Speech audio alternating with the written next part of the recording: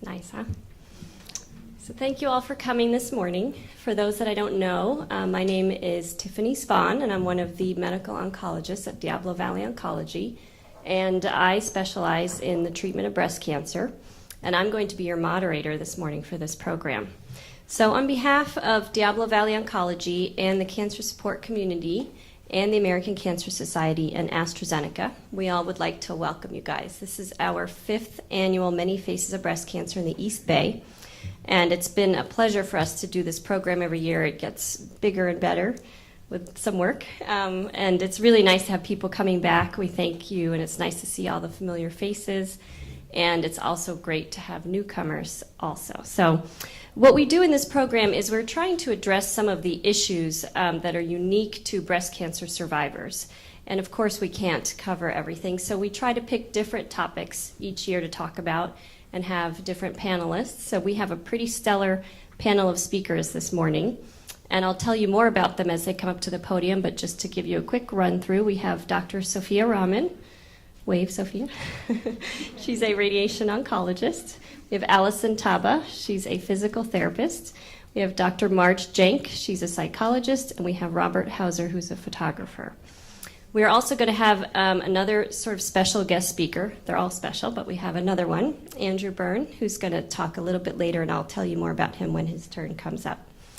A little bit of housekeeping for today. You guys all got a token if you parked in the garage, and parking is free. So when you leave, just let them know you're with the breast cancer event. We, of course, yes, Jennifer.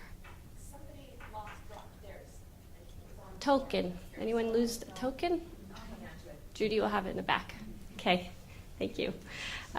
Cell phones off, please. And just to give you an idea of the program, how it works if you haven't been here before, each speaker will have several minutes to talk about their specific topic, and we will hold questions for the end. And you all got in your packet when you came in color-coded question cards for each speaker. So if you come up with a question during the talk that you'd like them to address later, please write it down, and we will have runners collecting the question cards throughout the program. And after all the speakers have gone, then we will have a nice extended question and answer session, which is one of the best parts of the program, where the speakers can get a little bit deeper into their topics based on the interest of the audience. So I would like to finally just thank Sandy, Sarah, and Abdullah from Diablo Valley Oncology, who do a lot of the background, most of the work to get this program set up for us. And thank you to all the volunteers who are here on a Saturday morning to help us make everything run smoothly. So before we really start, I just want to remind all of us why we're here today.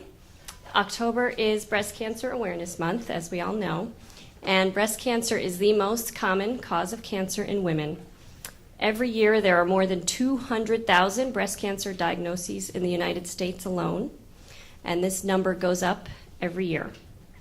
The other number that goes up, though, which is great, is the cure rate and the number of survivors. So because of all the advances in early detection, screening, and treatments, we cure more and more women with breast cancer every year. So we now have more than 2.6 million breast cancer survivors in the United States right now, which is a great number.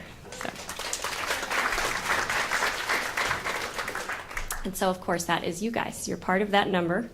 And so we are celebrating all of you today and here to address some unique issues that you face as you have completed or are still going through your breast cancer journey. The National Cancer Institute states that, an individual is considered a cancer survivor from the time of diagnosis through the balance of his or her life. Family members, friends, and caregivers are also impacted by the survivorship experience and are therefore included in this definition. And probably my favorite quote about survivorship comes from the Leukemia and Lymphoma Society. I show this every year. It's not just that you live, but it's how you live. So now I'm going to introduce to you our first panelist, Dr. Sophia Rahman. Sophia is a radiation oncologist who specializes in the treatment of breast cancer, and she works at Diablo Valley Oncology.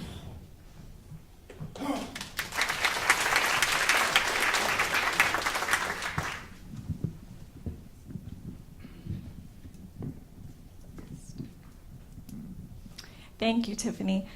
Good morning, everyone. As Dr. Spahn mentioned, I'm Dr. Sophia Rahman. I'm a radiation oncologist at Diablo Valley Hematology Oncology, and I specialize in the radiation treatments for breast cancer. As most of you probably already know, radiation therapy is a critical component in the treatment of breast cancer. And my goal this morning is to briefly overview the role of radiation therapy, as well as all of the different options with regards to radiation treatments that are available in the current era of breast cancer. So first of all, what is radiation therapy? Radiation refers to high energy X-ray beams that are so powerful that they have the ability to kill tumor cells. There are two broad categories of radiation therapy. The first is external beam radiation therapy, and that refers to, basically means that the source of radiation is external to the patient, and the radiation beams come from the outside. They're directed towards the area that needs to be treated from the outside of the patient. In contrast, internal radiation therapy, also known as brachytherapy, is when the source of the radiation is actually placed into the patient within the area that needs to be treated. And those X-rays then travel only a short distance to cover that entire area that needs to be targeted. Brachytherapy comes from the Greek root brachy. Brachy means short distance. So now, how does radiation actually kill tumor cells? So it does this by two mechanisms. The first is that the radiation actually breaks the DNA. It penetrates the tumor cells, and it's actually able to break the DNA within the tumor cells directly. And that's kind of shown in this, it's shown in this diagram right here. You can see the radiation's just causing a break in the DNA itself. It can also interact with other molecules in the area and generate what are called free radicals. And these free radicals can damage the DNA indirectly. Now, your normal healthy cells have the ability to repair this type of damage. Tumor cells are defective.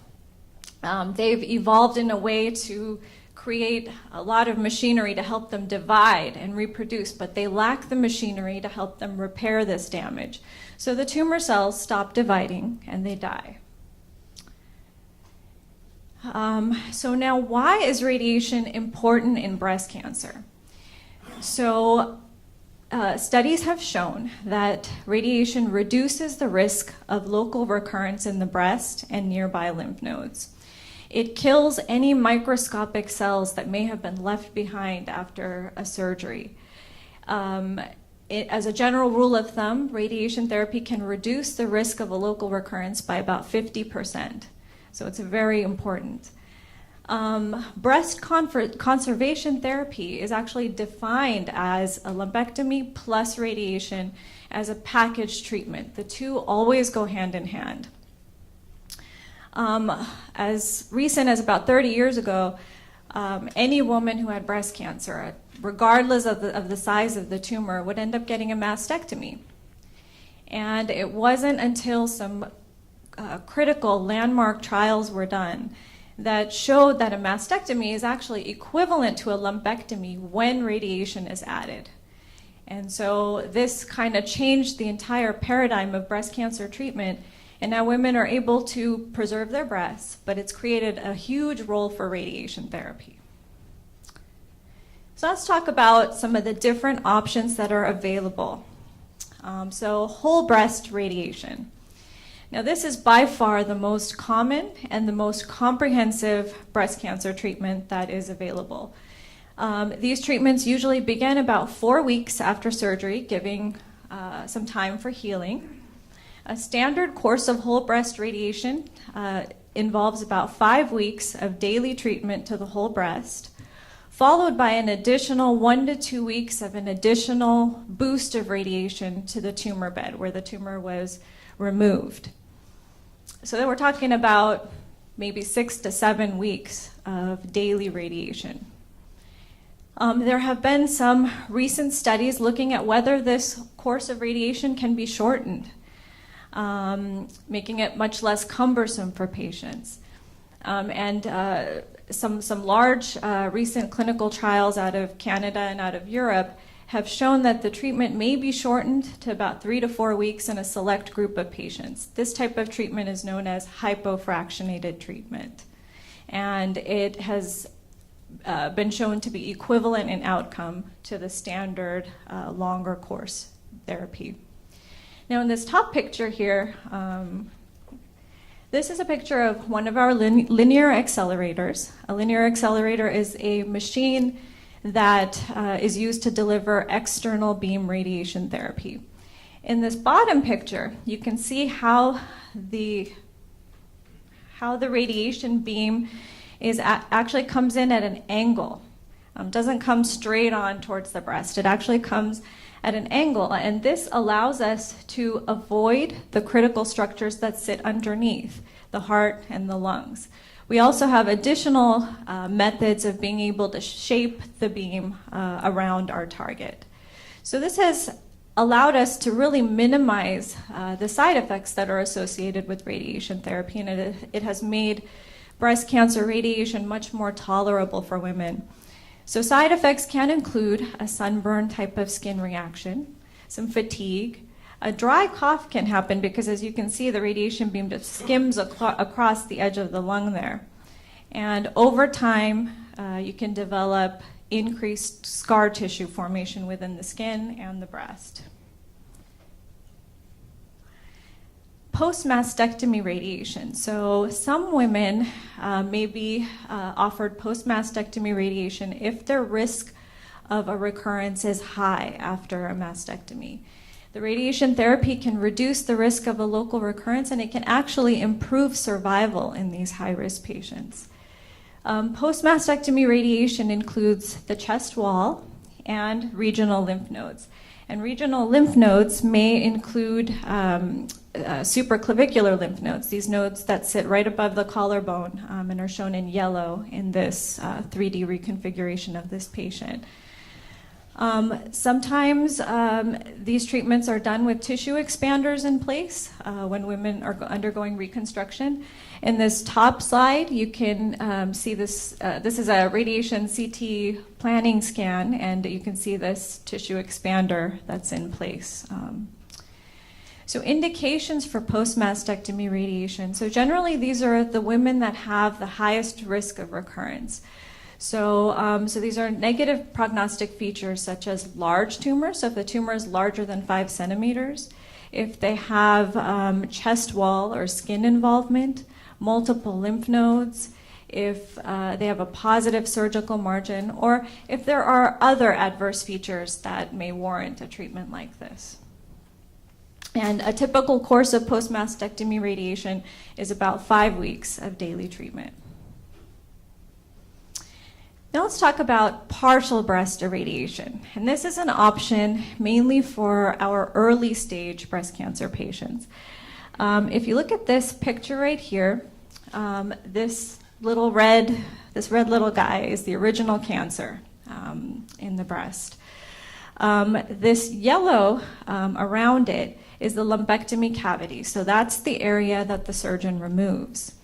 Studies have shown that in the small percentage of women with early stage breast cancer, when the cancer recurs, in 80% of cases, it recurs right here in the lumpectomy cavity or just adjacent to it.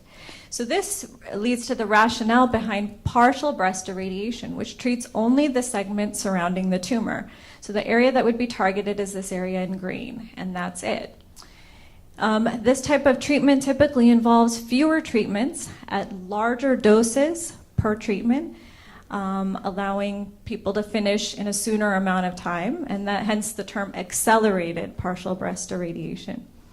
And it has the advantage of minimal exposure to the surrounding normal tissues, and this results in fewer side effects. Now, there are different types of partial breast irradiation. And so one type of treatment is balloon brachytherapy. Brachytherapy, again, is that internal type of radiation that I mentioned, in which a balloon is placed within the lumpectomy cavity. These are some balloons that we have. They come in different sizes. And there's a catheter that's attached to the balloon. This catheter actually it comes out of the skin through a small opening, and it kind of hangs out.